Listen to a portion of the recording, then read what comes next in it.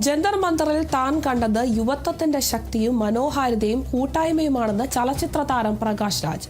യുവാക്കൾ പാർലമെന്റിലെ പിടിച്ചു കുലുക്കി. നമുക്കെല്ലാം തലച്ചോറുണ്ടെന്ന് പ്രധാനമന്ത്രിക്ക് മനസ്സിലായെന്നും പ്രധാനമന്ത്രി ഇത്രയും നാൾ വേട്ടക്കാരനായിരുന്നു, പക്ഷേ ജന്തർ മന്ദറിൽ യുവാക്കളെ വേട്ടയാടാൻ കഴിഞ്ഞില്ലെന്നും പ്രകാശ് രാജ് വ്യക്തമാക്കി. The truth is, at last, he has accepted that we all have brains. He has accepted that he is afraid of brains, afraid of people questioning, afraid of people protesting. For the first time they had come to Delhi.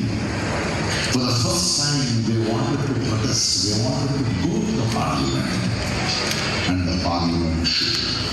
The youth of this country, by saying God, has told him, we know you are not powerful, you are naked, we know all your politics. That is why he is fighting.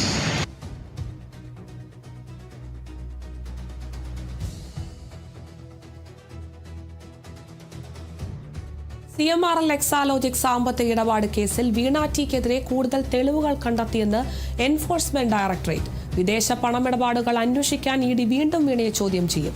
ദുബായിലേക്ക് 85 ലക്ഷം അയച്ചതിൽ FEMA ലംഘനം ഉണ്ടായോ എന്നും ED അന്വേഷിക്കും. വ്യാജ SIM card ഉപയോഗിച്ചതിന് ഹവാല ഇടപാടുകൾക്ക് വേണ്ടിയോ എന്ന സംശയവും ഉയരുന്നുണ്ട്. മുഹമ്മദ് റിയാസിന്റെ സുഹൃത്തും DTPC ഡെസ്റ്റിനേഷൻ മാനേജറുമായ നന്ദുലാലിന്റെ പേരുള്ള സിം കാർഡ്